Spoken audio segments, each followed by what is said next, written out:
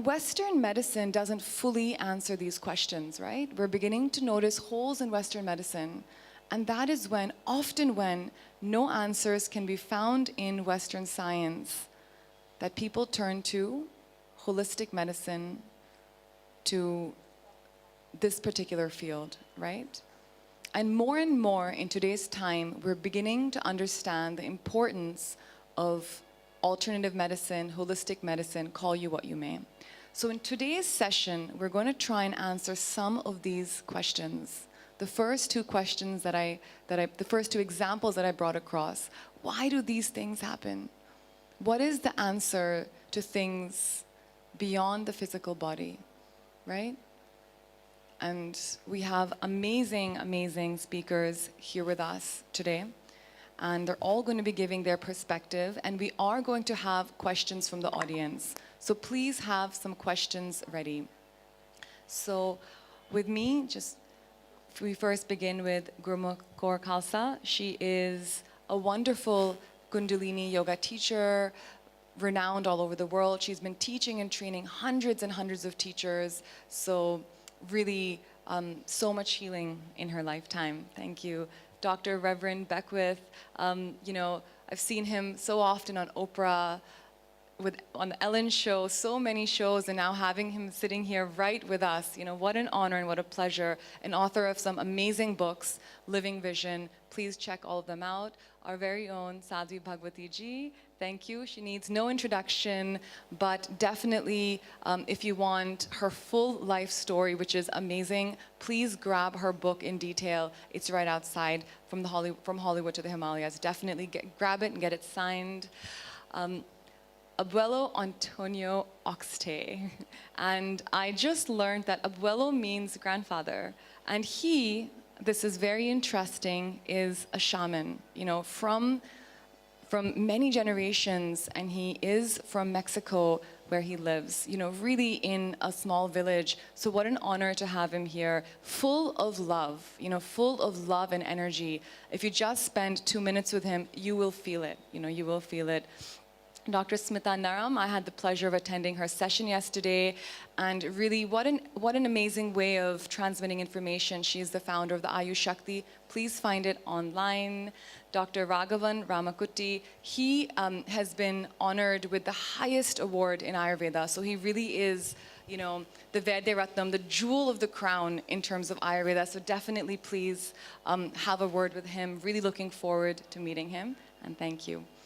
So without further ado, we're going to launch into our keynote address by Sadhvi Bhagawati. Okay. Perfect. Dr. Sharda is his wife and protege, and also works along with Dr. Raghavan. Thank you. Thank you. Great. So without further ado, we launch into our keynote address by Sadhviji. So handing the mic over to you, and then we're going to move into Q&A. And also, please keep your questions ready. We plan to have a lot of audience interaction in this session.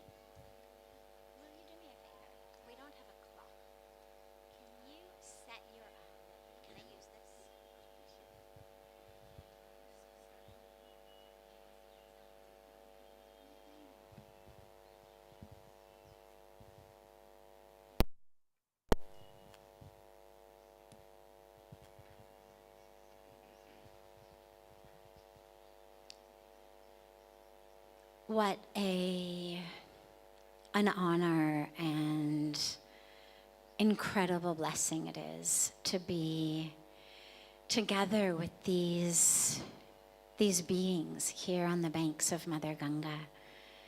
These beings of light, of love, of wisdom, of that touch that we've been talking about. The teachings, yes, of course. But they're teachings you can get online from anywhere in the world. But to have them here with us, giving that touch and that actual transformation is such an extraordinary blessing, and to be together with all of you. So today, as we talk about healing, it's so important to look at what do we even mean by healing. Most of us, as Ira was talking about, we think about it typically from a physical standpoint. There is an illness, there is an ailment, there is a problem. Then that illness or ailment is no longer there, and it seems like healing has taken place. But is there something deeper?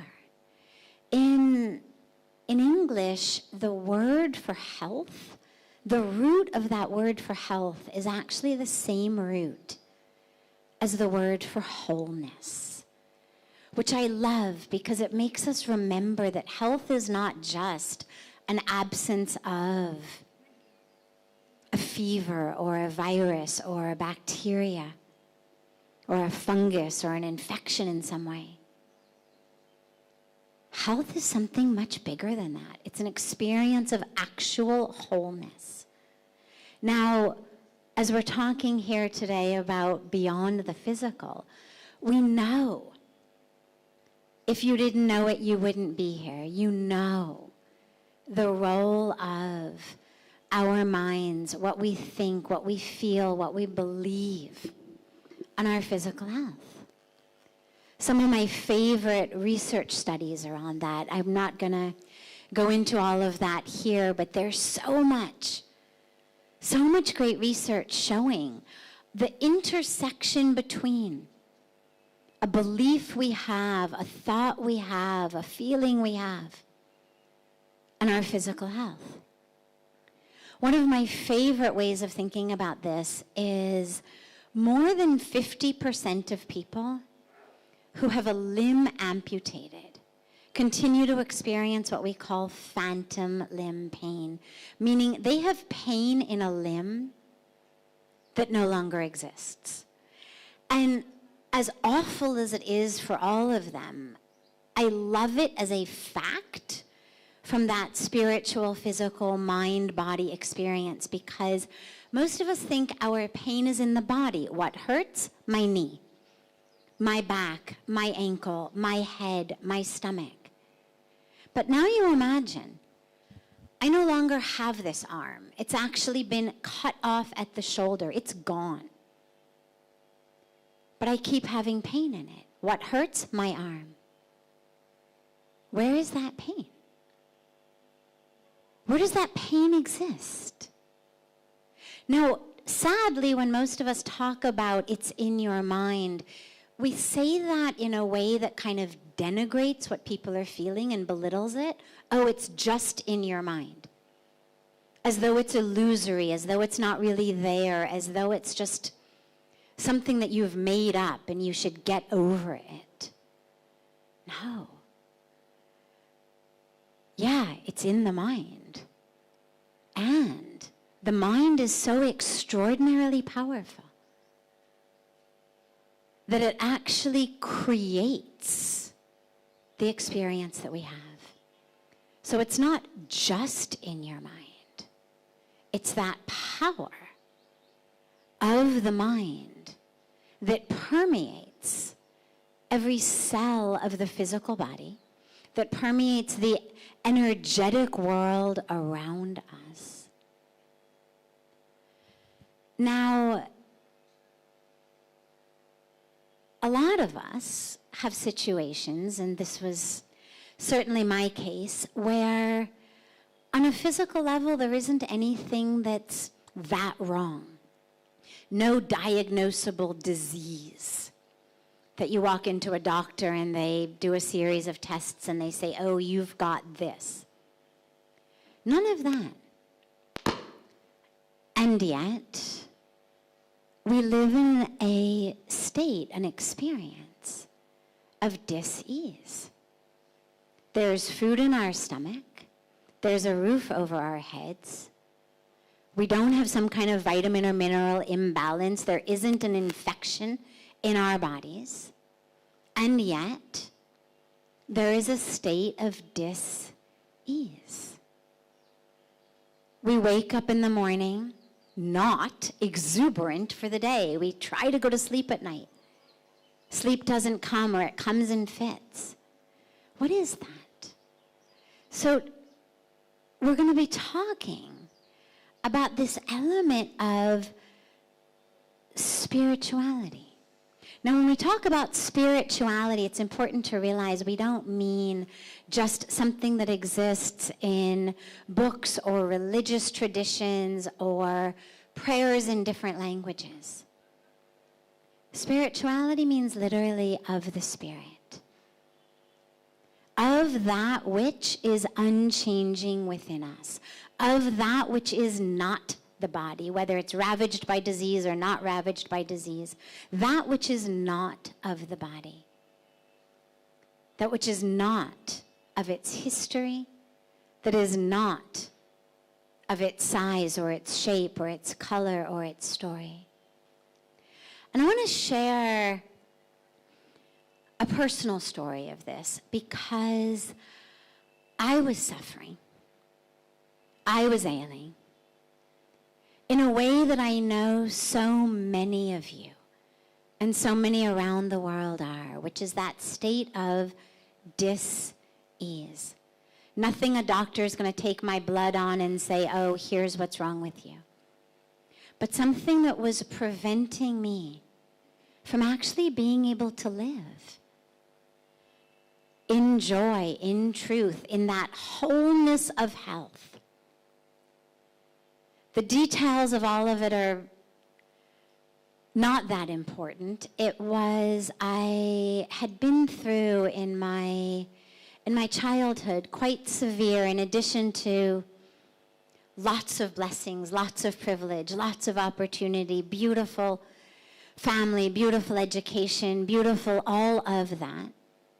In addition to that, I had been through quite severe abuse, trauma, conflict, struggles. I had carried that with me into my adolescence and early 20s in the way that so many of us do, where we are looking for a way out of the box that the present moment seems to present itself in. We identify with the story of what has happened to us. I've been abused, abandoned, betrayed, lied to, cheated, harmed in some way. That's the story we carry with us. I was actually back in America in January briefly, and on the road, I saw on the back of a bus in Los Angeles this huge banner advertisement, and then I ended up seeing it later on billboards and stuff while I was there. Huge banner advertisement for some law firm. And their website was whohurtyou.com. True story, not a joke. Whohurtyou.com.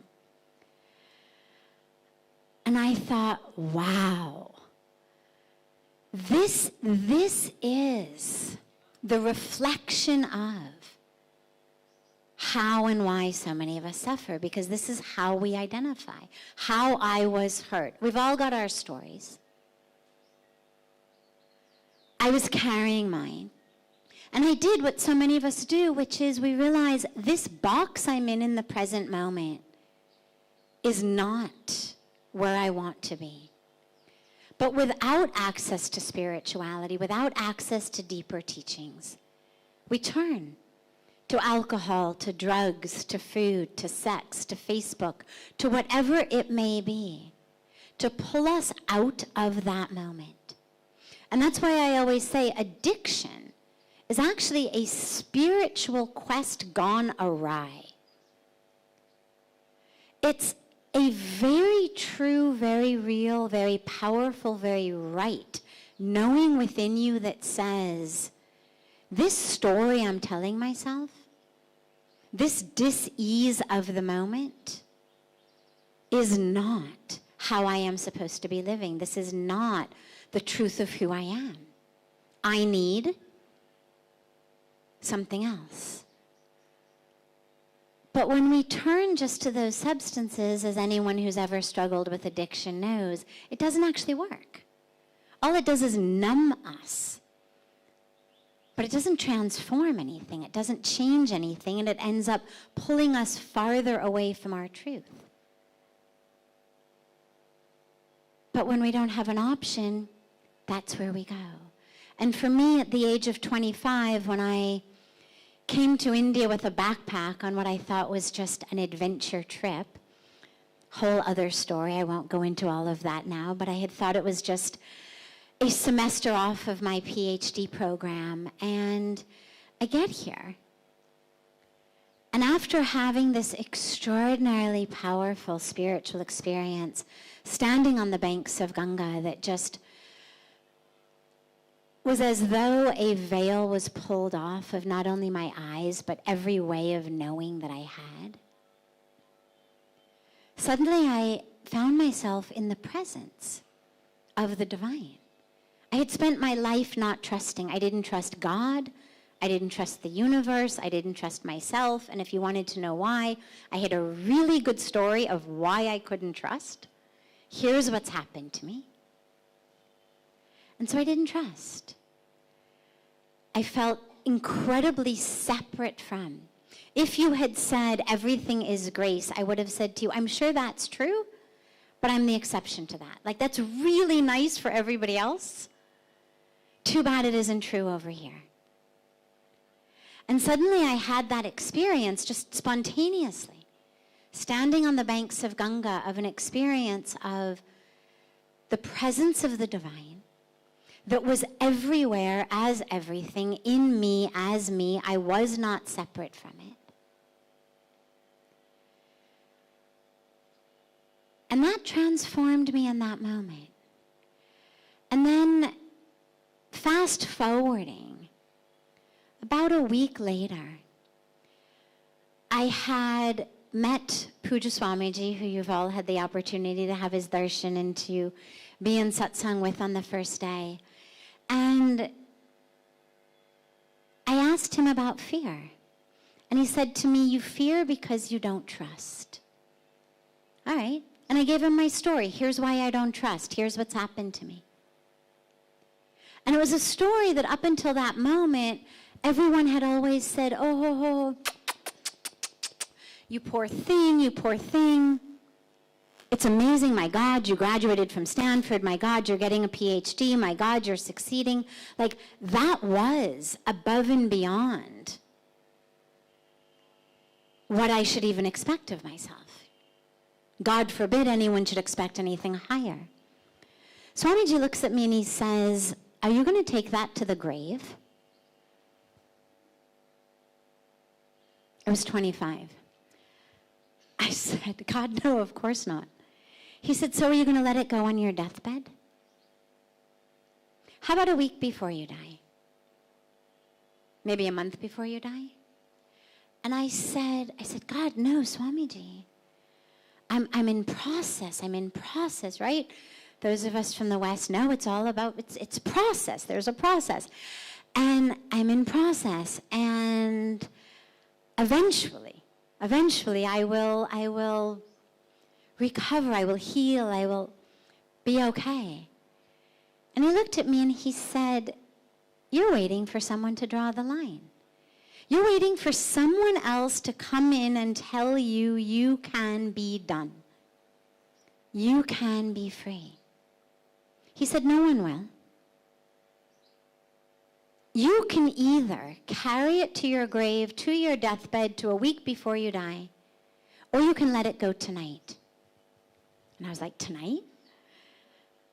And he said, yeah, we have this beautiful ceremony called the Arati, and after the Arati, I want you to go and stand in Mother Ganga.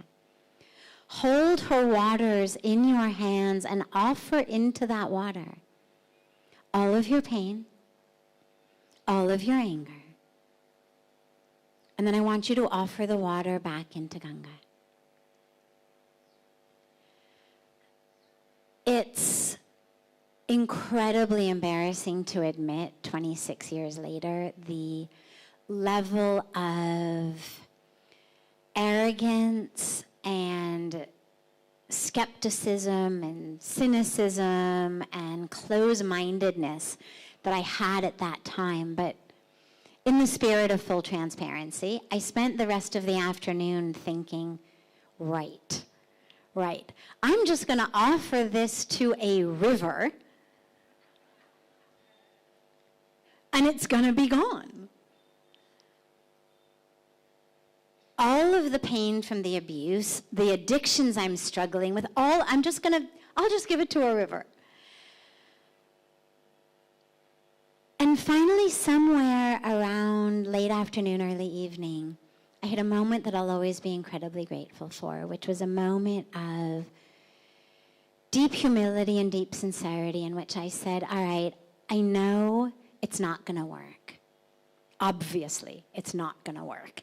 And yet, because it was offered to me by a being of such reverence, I at least need to show up sincerely. I must stop mocking this. I must stop bringing my own story into it, and at least try it sincerely.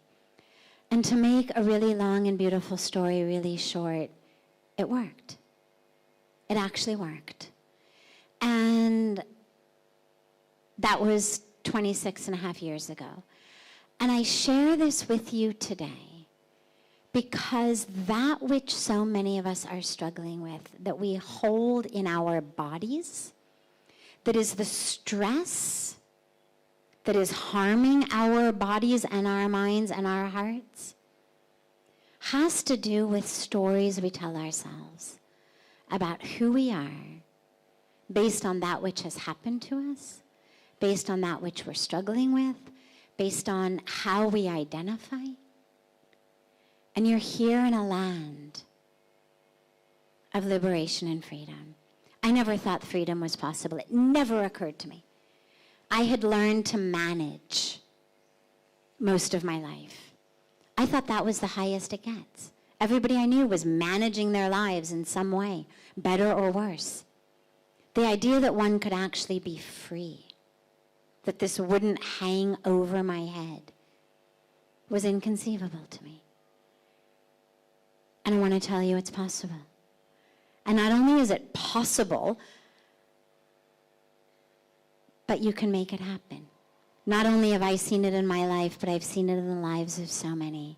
And if you've been brought here, something has brought you here, look out at Mother Ganga and say, thank you for bringing you here.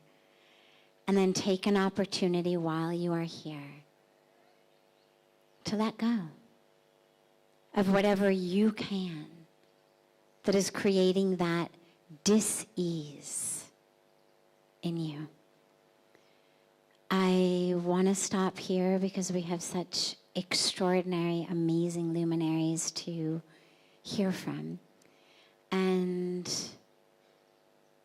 it's such a blessing to be able to have you come here and to have you all come to the banks of Mother Ganga, where all of your healing is possible. Thank you. Thank you, Sadhviji, for that really, really wonderful, wonderful snapshot of your own personal journey. And there's a lot more detail in that, actually. If you want to get into really what happened, definitely grab her book. It's beautiful.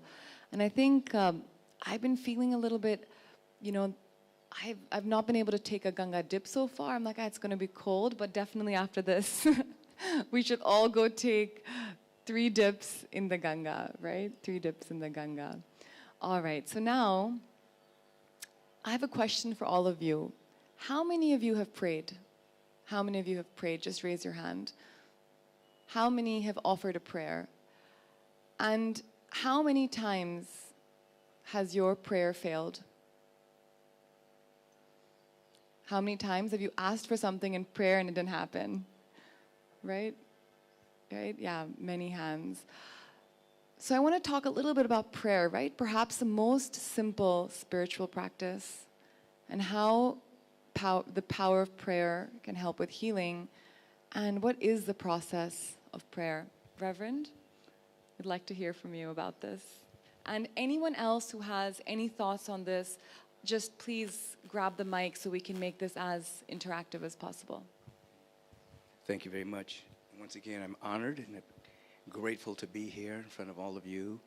And another unpaid plug, if you want to go to the depth of what she talked about, definitely get her book, because she scratched through the surface, and most of what she said was under the tongue and not over the tongue. When we think about, and I appreciate what she said about health, meaning this comes from the same root as wholeness. And when we deal with prayer, prayer is to me, is moving into a state of realization of that intrinsic wholeness. It's not begging or beseeching a reluctant deity to give you something. It is coming into an expanded awareness of what you already are and the intrinsic wholeness that you are, exist, and you start to have a realization about that.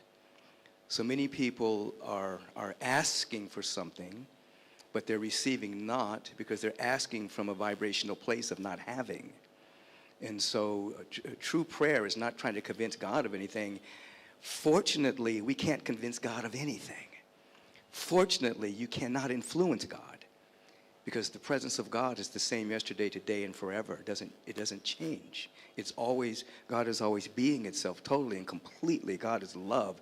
God is all of the sacred qualities that we hear about. We're seeking in prayer to come into alignment with that. So when I think about healing, I think about the three modes of healing. There's natural, there's supernatural, and there's spiritual. Natural, we have Ayurvedic, we have herbology, we have all kinds of wonderful ways that we can begin to allow our body temple to detox that which is inhibiting wholeness from taking place and fortifying the system. There's supernatural, which is the extension of the senses. You have Reiki, you have hands-on healing, you have Qigong, you have a number of supernatural extension of the senses, and then you have spiritual healing, which is a recognition of the intrinsic wholeness, where an individual catches the perfect spiritual idea of an individual and is able to vibrate on that frequency and act like a vibrational tuning fork until the other person vibrates on the same level. I remember I had the privilege of facilitating what was called a synthesis dialogues with His Holiness the Dalai Lama, and I was the facilitator. I was not participating, I was facilitating the conversation, and he invited mystics and teachers and scientists to this gathering, and one of the mystics started talking about prayer, and His Holiness said, I don't believe in prayer, like that. And there was a silence in the room. Nobody spoke. So I said, excuse me, I have to take off my facilitator hat for just a moment and participate in this conversation. And I said to His Holiness, when I say prayer, I'm not talking about begging. I'm talking about having a realization of what's so. And he said, Buddhism. That's Buddhism. And anyway, the conversation then unfolded in a very powerful way. I'm not going to keep going on, but prayer is powerful when we are coming into alignment with the perfect idea of ourselves. And oftentimes, I think it's interesting to note that in America, 6 out of 10 people have a chronic disease. America is more sick than healthy. That's recent statistics. 6 out of 10 has at least one chronic disease. So there's something in the atmosphere around stress, fear, doubt, worry, toxicity, electromagnetic toxicity, the soil being inert, not full of vitamins and minerals and things of that particular nature, and the constant bombardment of what next great thing to be afraid of. And so I think being here in a yoga festival where we're seeking to have a conscious union with the presence of the divine, we are detoxing the stress. And then, as Sadhviji has said and others have said during the course of our time together, allowing ourselves to be so transformed by the renewing of our mind, which is a set of programs, by the way, that we go back differently. And even we go back into the milieu of the Western world. We're in this frequency, we're in this vibration, which is a very prayerful, meditative, yogic frequency. I'll stop there, yeah. Thank you so much, Reverend. That was beautiful. And just taking off from what you were saying, I want to come now to Dr. Raghavan about disease. You know, Dr. Raghavan has cured very, very serious diseases through the power of Ayurveda. Diseases that you would not normally think. And in fact, his speciality is really dealing with serious and chronic disease through Ayurveda. So doctor, I just want for you to speak a little bit about the work that you do and how perhaps what I would personally love to know, and I'm sure everyone would too, how can we use Ayurveda to help with healing in a simple way in our day-to-day lives?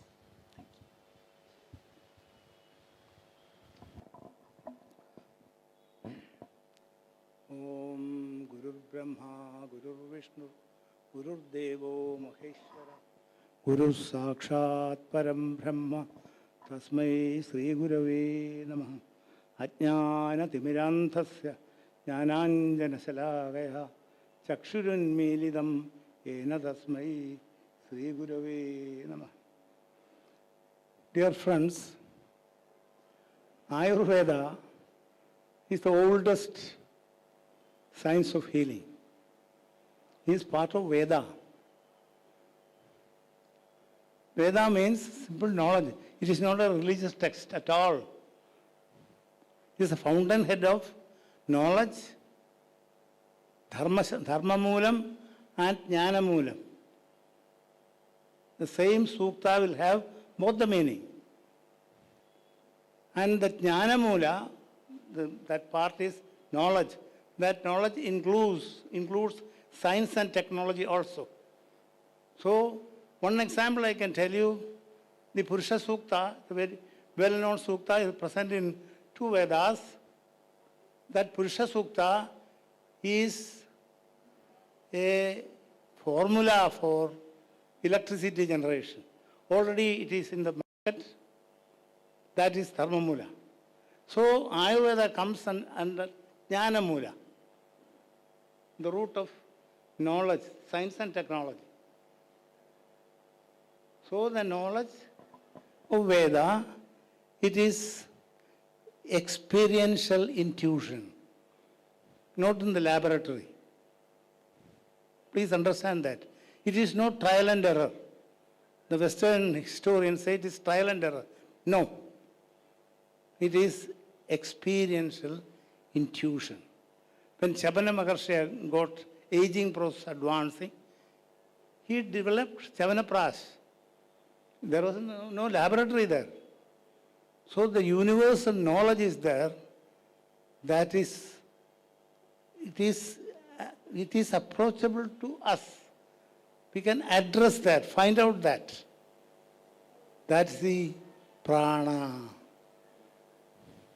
Yonda prabhishya mamavajami mam prasupta samjivayat akhila shakti saraswadamna anyam cha hasta jarana shravanattvagadi pranayama bhagavate purushaya dubhyam. This is the prana. Absolute knowledge is there. It expresses that. For that, yoga is required. Yoga is the bridging force to bring it out. The knowledge is there, ever existing and never fading. When you approaches that, it shows you. It opens you. When that quest of knowledge and Veshana comes, knowledge that will come out. Ajnanena avrutam jnanam tena mukhyanti jandavaha. Our knowledge is within us. Everything is in you. But it comes out. It is being masked by ignorance. Then envelope of ignorance, the wheel of ignorance is removed. This jnana expresses itself. Ajnanena avrutam jnanam tena mukhyanti jandavaha. We are in a mohavastha, unconscious, we are stupor. We don't feel that, it is there. The prana exposes that. Yonda pravishya mamavachami mam prasupta. It makes it expressive. That prana is to be tamed. That is pranayama. Prana means ever new. It becomes never old. That pranayama, prana and Brahma, all these, both are interchangeably used. Actually, it cannot be changed. It cannot be differentiated, one and the same. Prana is everything. That's why yoga, pranayama is very, very, very important. This is the most important part of yoga. That is bridging force from the Hatha Yoga to Raja Yoga. That is realization. It is the evolution of making man to Superman. Yoga is that process. It's a conscious process of evolution. It's a conscious process of evolution. You can evolve yourself. You can transcend death. You can transform the world. These possibilities, you may be knowing that. Those who are knowing about Patanjali Yoga Sutra, these things are clearly stated. These are not some imagination. These are facts. We can experience that. So, pranayama, you know what is prana? One sentence. Yes. Life force. What is that? 1 second. You take, breathe, inhalation. All, take, breathe.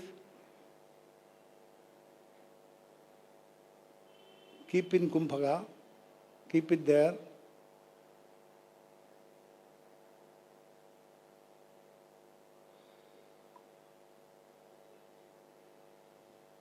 A point of time, you are compelled to breathe. That is prana. The compelling force to breathe. This is Andha Kumbhakam. We do the Bahya Kumbhaka also. You exhale completely.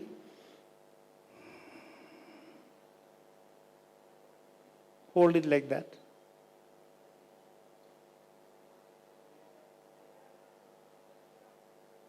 There also same thing happens. You are compelled to breathe. The compelling force is a life force. The caveman, or the old grandfathers in the cave, they differentiated this from the dead body and a living body. The absence of breath. First finding is that. Even now, the whole universe is rotating around prana. Prana sadhana is pranayama, and the pranayama will take you to pratyahara, dharana, dhyana and samadhi. This is the basic stepping stone.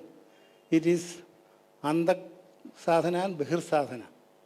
You can see and you can feel also. So that's the most important part of yoga sadhana. That will reveal everything.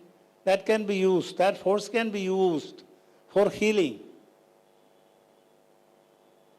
No substance is required. If you reach that state, prana can be manipulated. If you are hungry, without food I can make you satiated. Only that much I can do. By training, you can acquire more and more things. That requires abhyasa. Abhyasena siddham. Every day you have to continuous, repeatedly do the same thing. You can attain that. It's quite possible. Thank you so much, Doctor. That was a beautiful explanation. And I want to just bring in Gurmukh ji here. So I have done a few Kundalini yoga classes in my life, a few. And I always thought,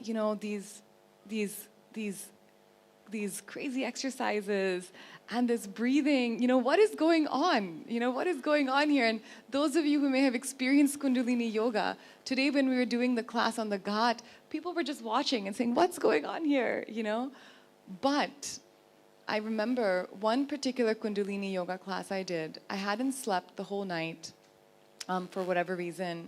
And after I did that Kundalini class, every single ounce of fatigue left my body. And I was so energetic through the day that I didn't even need to eat or even have my cup of coffee. And that was certainly a state of heightened prana. So Gurmukhji, I'd love to hear from you about your thoughts, on what doctors said and about this experience, and also through the kind of healing. And I've met so many people who've had immense healing through Kundalini Yoga. So just your thoughts. Well, I don't really have a lot of thoughts. Because I've been doing Kundalini Yoga for 54 years, and still at 80, people ask me what it is, and I still reply, I really don't know. I can turn you to scientists and to doctors and to all the research that Harvard and everyone has done connecting all of that stuff together. I only know how I feel doing it every day. And I just have to say I feel good. So I just offer it up for people to try it and see how they feel. And see if dis-ease lessens. One funny story, this one lady, she came years ago, one of our centers in the world, and she says, I'm coming because my husband irritates me so much. I just don't know what to do. I want to get a divorce. I want him just to shut up. I don't like his sound current. Everything he says is so stupid. What to do? And I said, well, try some classes. Don't try to get him to change. You just take some classes. So maybe a couple weeks, 3 or 4 weeks went by, and she came up and she said, I feel so much better. And said, and your husband? He hasn't changed at all. But he doesn't bother me anymore. For me, Kundalini Yoga is the proof of the pudding. Just do it, see how you feel. If it fits you, if you feel better, then, keep doing it.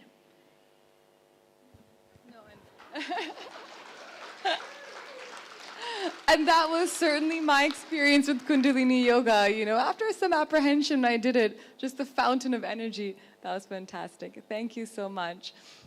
And now, Abuelo, coming to you, we hear so much about shamans. What do shamans do? And what is the work of a shaman? We would love to know.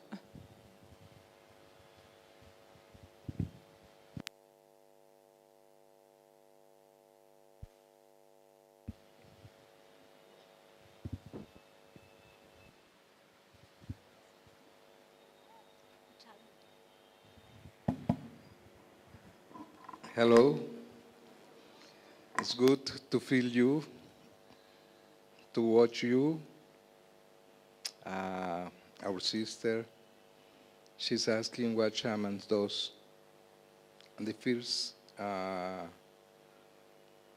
aspect that I remember when I close my eyes, it is when I was a kid at home.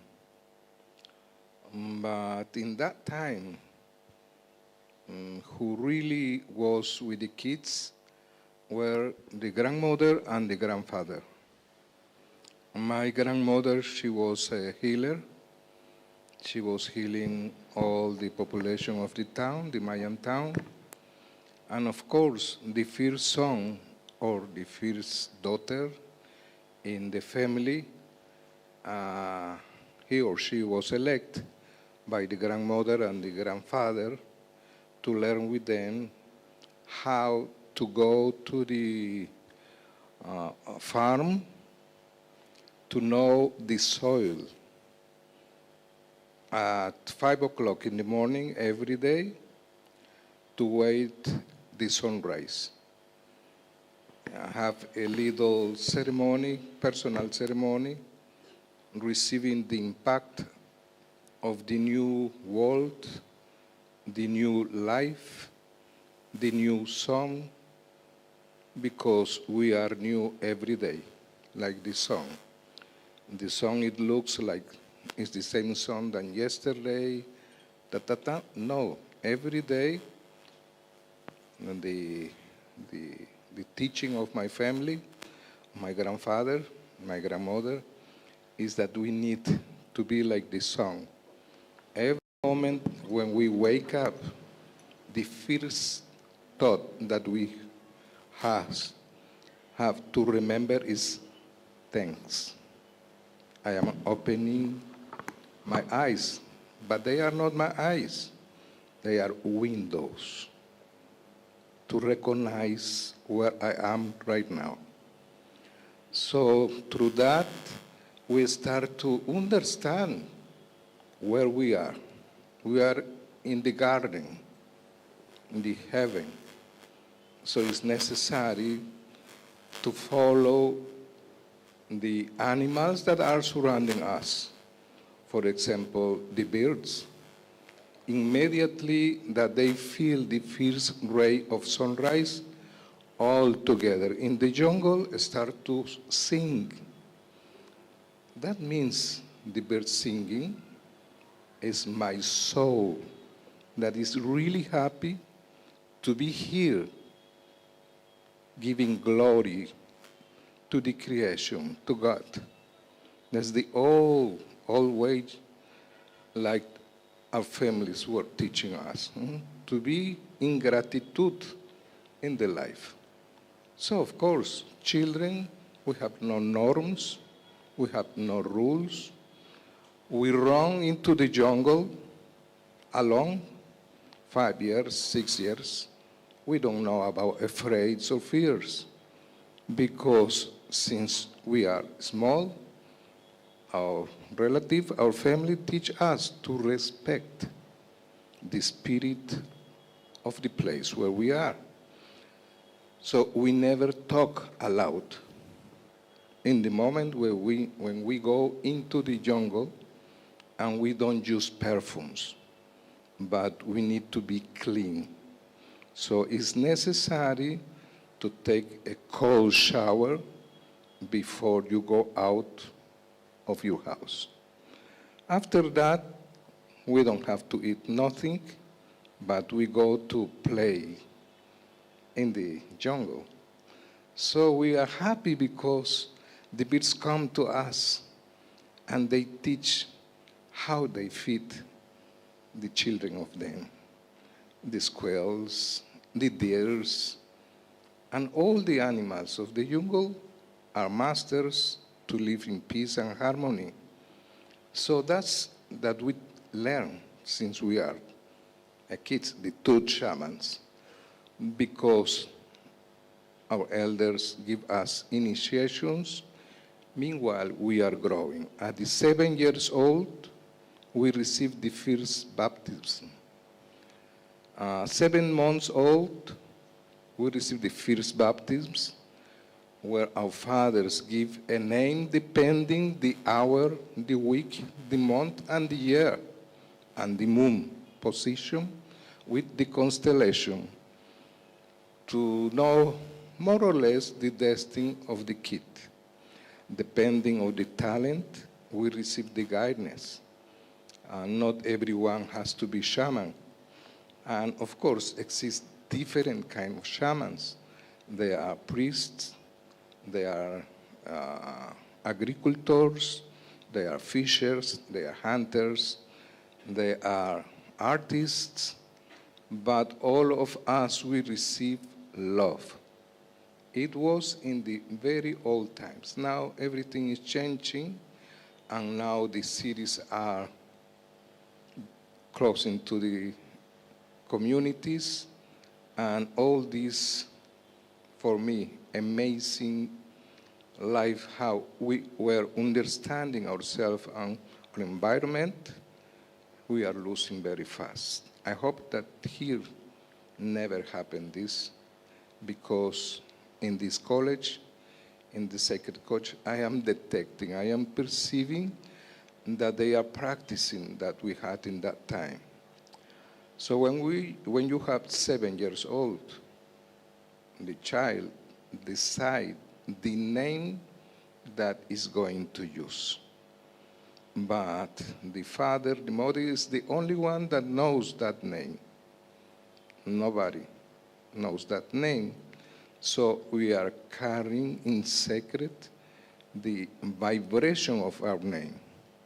So nobody can make some kind of witch or something like that, because you have a key protecting your sacred body, your sacred 7 bodies. So nobody can affect you. That is one of the teachers of our elders, to live freedom, wrong in the life, and sharing peace and happiness and love. And of course, depending of your age, you are going to be receiving different names, and depending of this force of you to learn, because we need to study a lot. So after that, we were never going to the school, because all the family were our teachers. Now change. We are forgetting very fast all the tools to respect the others, because in the school they teach A, B, C, but they forget to teach moral and ethic.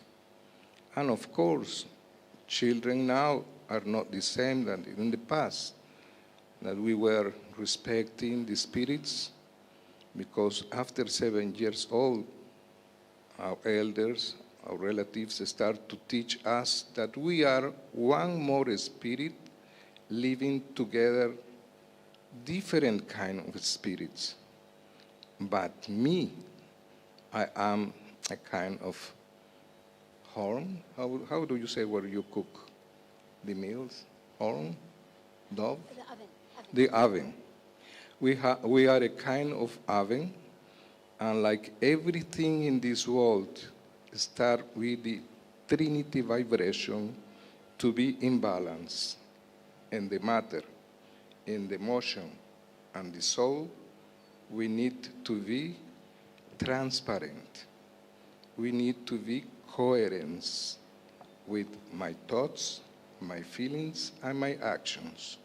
So our elders never leave us to practice discrimination, to insult or offend a mayor, and of course respecting themselves. Because between us, a child that has no education is showing that in that family, the ignorance of respect and love, it doesn't exist. So that's the way when we can see the difference between families. The children that has education are happy, everybody loves and take care about them, and the children that don't respect, we need time to help them. So this is the kind of knowledge that we have. And then we know that temperatures is the main key to know about your own health. It's, for example, when one person get fever, is because that person in her or his mind start to feel some kind of discrimination, some kind of energies against somebody. It's not necessary to talk. You just feel. But we need to remember that our feelings is a real vibration. So if I'm watching somebody ugly or mad, that we are generating is going to come back to us. And this is the beginning of any disease, a mind that is out of balance. And a lot of information. But I know and I see that the same base that the Ayurvedic medicine, because we know that everything comes from Mother Earth, from water, from plants, from the air, and how we are accessing these elements and how this has to be in balance in our three parts of our body. Everything that comes from the feet until the genitals has to be with Mother Earth. So we need to put attention in how is our inner organs, since the genitals to the heart, is how I feel respect and love for myself and for all the life that is surrounding me. And from here to the head to up, how I am connecting with my own soul, the light of my spirit, and how I am reaching to share and expand this holy vibration of God in you to the rest of the creation. Because we work for the planet, we are not working for ourselves. This is the new mission that we are doing, the elders from Mexico, and inviting to all the elders of the world to be oneness like here, because it's the only way to save our planet, to save humanity, and it is through delight life, enjoy life, and love the other one, and see that we are in the battle, because this life also is a battle. In the morning, we wake up, then at noon is another vibration of the day, where we need to keep silence at noon. Men to receive the blessings of the sun at noon. Some of us, we are naked, and we roll over the cesspit 9 times to the right, 9 times to the left. You roll over what? Over the grass at noon, men. Just around now, And noon. this is so amazing Take off all your clothes. because you get the health, you get the energy of Mother Earth, because she's waiting for us. We are children of she, but we are forgetting that she gives us the health. This is one. The other one is just sit for men and watch for seconds, because we can't watch the sun. But a few minutes after, we can feel how the light power of this mid-sun regenerate all our cells. Can be women also can do, but women has a very special time to energize the body, the mind, the feelings, and the spirit. And it's the 3 days of the full moon at 9 o'clock p.m. There is a personal ceremony where the flowers start to smell beauty and love, women. So ladies, 9 p.m. first 3 days of the full moon, right? And women needs to use water with petals of flowers, where they offer in an amazing prayer, singing for Mayan people. The name of the moon is U. So women start to sing.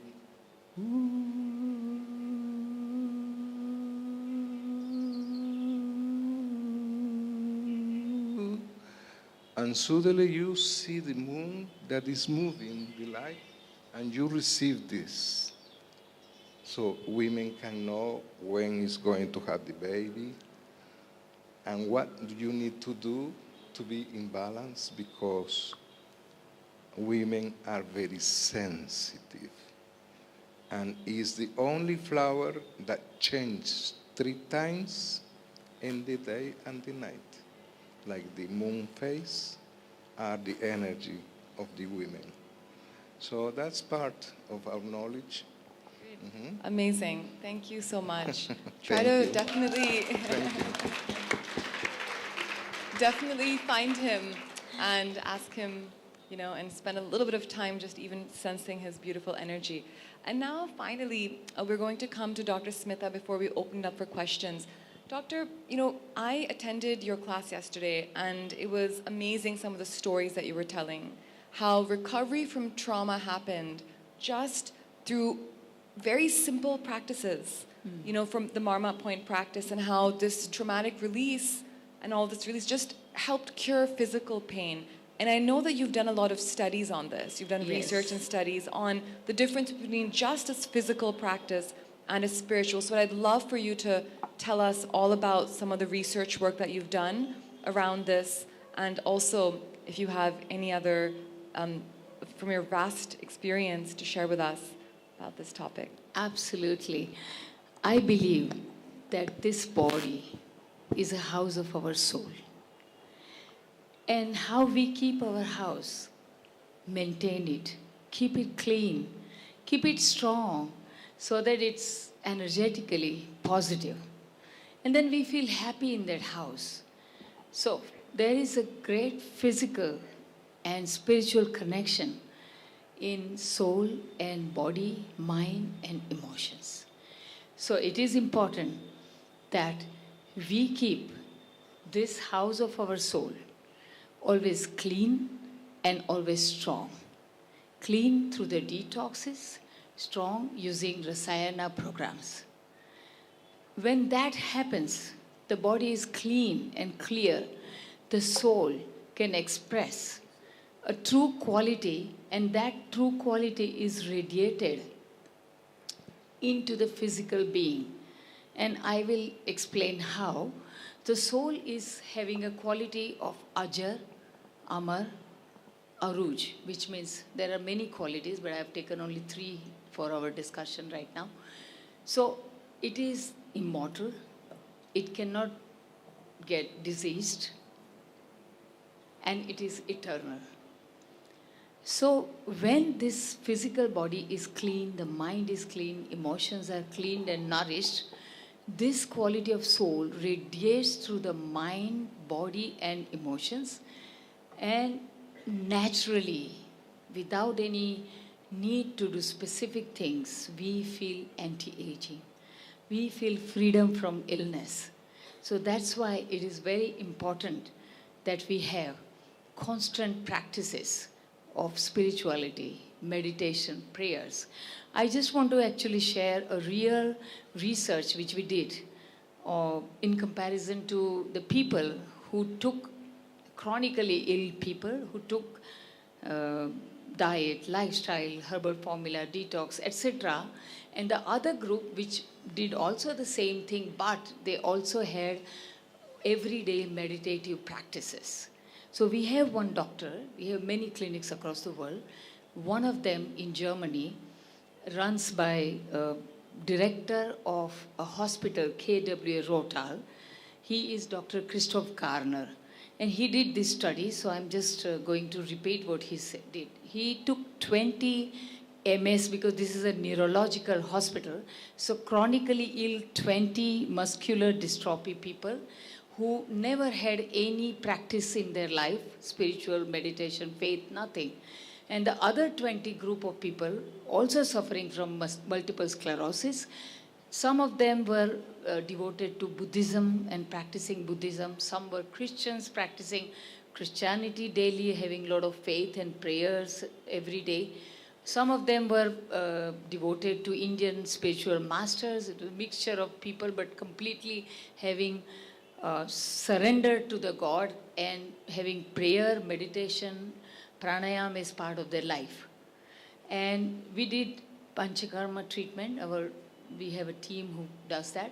So both of them, for 3 weeks we did the treatment, and the group which was on prayer, meditation, etc. So they all suffered from vision loss, hyperactive bladder, inability to walk, numbness, many things. This group on the prayer and meditation had, you will not believe me, 100% more improvement. So if this had, say, 20-30% improvement in their symptoms, in 3 weeks, this group on meditation had 60% improvement in their symptoms. This is a real scientific proof that if you do prayer and meditation, the healing in physical body, mental and emotional body is tremendously accelerated, tremendously.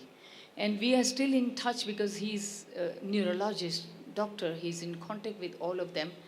In fact, the one which was on the prayer, which continued the prayer, etc., for years and years, the people in remission from MS in that group was 75% in comparison to 30% in the group which didn't follow the prayer and meditation. So that's kind of a proof that actually this is really working. I think it is remarkable, eye-opening research, I think. Thank you so much, doctor. That was wonderful. Thank you for sharing. Thank you. And now I would like to open it up for the audience. And so you can either ask a general question or you can target a specific question towards one of our speakers. So we have a question right over there. For the gentleman, we'll come and pass around the mic to you. And if you want to ask a question next, if you can raise your hand so we can pass around the mic on time. Thank you very much. I appreciate it. It's the best panel I ever seen it, you know. Thank you.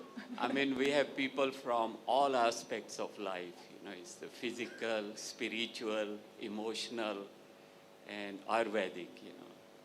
The question I have, whatever you all said, it works. I'm a living example of it, that it works.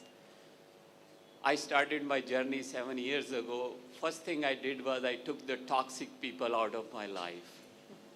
Second I started asana yoga.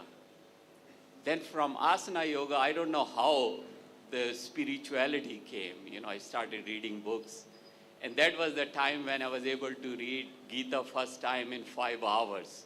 And I was trying to read it for 60 years. It never happened, you know. And after that came Ayurveda when I became vegetarian and stopped drinking and eating meat. And it does really work.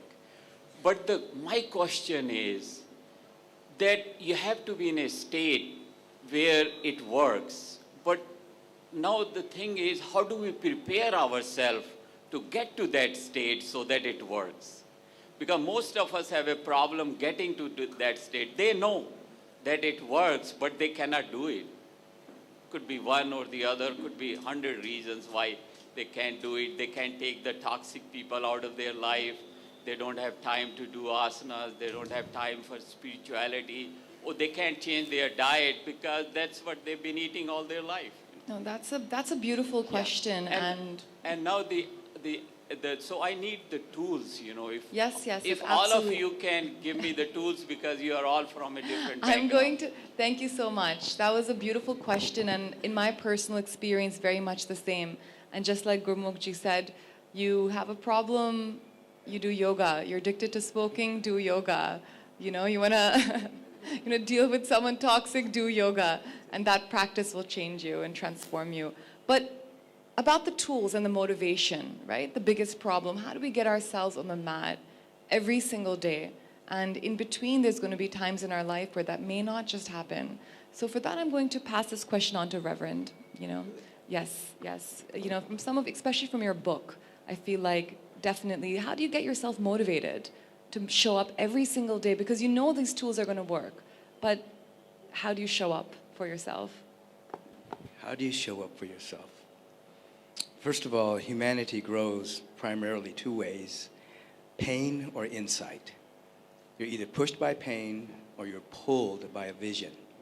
So most people end up growing from suffering and pain, and it motivates them to ask questions that take them into their particular path. When you're on the path, you start to grow from insight, and insight is an event that takes place in consciousness. So the idea ultimately is whatever your spiritual technology is, it's integrated into your life the same way that your teeth brushing is integrated into your life, or taking a shower. It's like we have what is called it's like a contract, a social contract. We all say to ourselves, you know, we're not going to go out in public without taking a shower or a bath or this type of thing. We're not going to put our hands in a bowl of nuts without our hands being clean. So we want to motivate ourselves to take an inner shower. So we're not going to go out into the world dirty. We're not going to go out in the world clouded by limited perceptions and traumas. And so if we begin to think along those lines, we begin to develop habits that transcend the habits of fear and doubt and worry, and then they become integrated from a discipline to what I call a blisscipline. It starts out being discipline, I'm going to do this every day, and then we find that when we don't do it, we don't feel good. So then the discipline becomes a blisscipline. It pulls us. We must sit in our meditation. We must do our yoga practice. We must be around individuals who are speaking high visionary conversation or possibility. And ultimately, that's integrated into our life. And we become vibrational tuning forks for people around us. We either draw or drive. The spirit is not neutral. It drives people out or it draws people in. And then we find ourselves like you. Toxic people don't even want to be around you because they feel uncomfortable. And then people who are enthusiastic about their growth and unfoldment, they want to be in that frequency.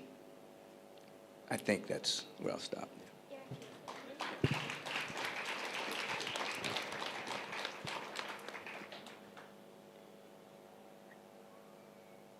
I wanted to mention there comes a point you can have the most extraordinary, visionary, powerful, brilliant, motivational, inspirational words, tools, techniques,